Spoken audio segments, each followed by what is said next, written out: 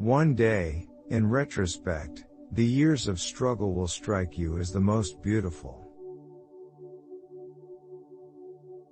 Being entirely honest with oneself is a good exercise. When making a decision of minor importance, I have always found it advantageous to consider all the pros and cons. When inspiration does not come to me, I go halfway to meet it. He that has eyes to see and ears to hear may convince himself that no mortal can keep a secret. If his lips are silent, he chatters with his fingertips. Betrayal oozes out of him at every pore.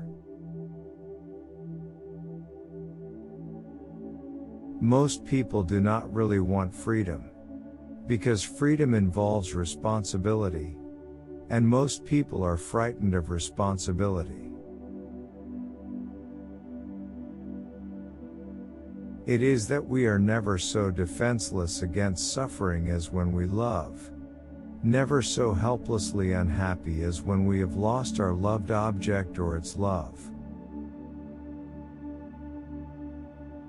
The conscious mind may be compared to a fountain playing in the sun, and falling back into the great subterranean pool of subconscious, from which it rises.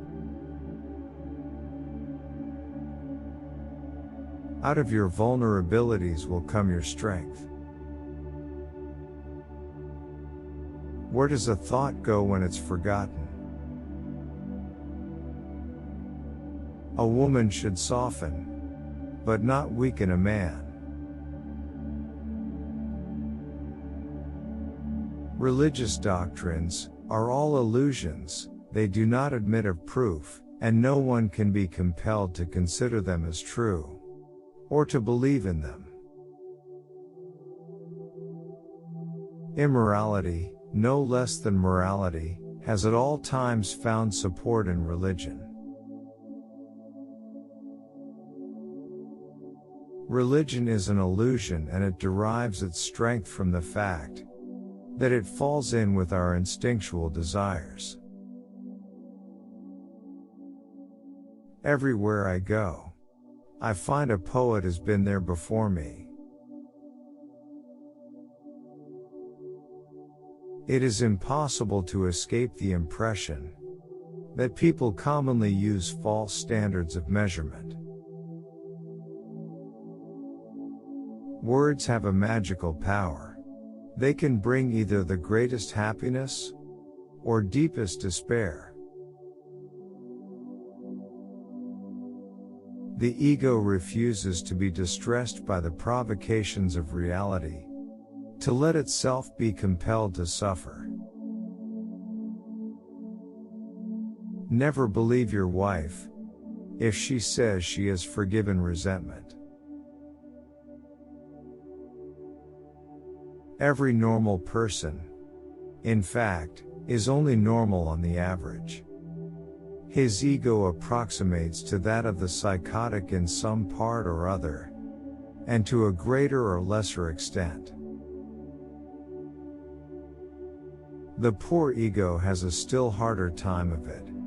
It has to serve 3 harsh masters, and it has to do its best to reconcile the claims and demands of all 3. Everyone has wishes which he would not like to tell to others, which he does not want to admit even to himself. We are what we are, because we have been what we have been. The scope of one's personality is defined by the magnitude of that problem, which is capable of driving a person out of his wits.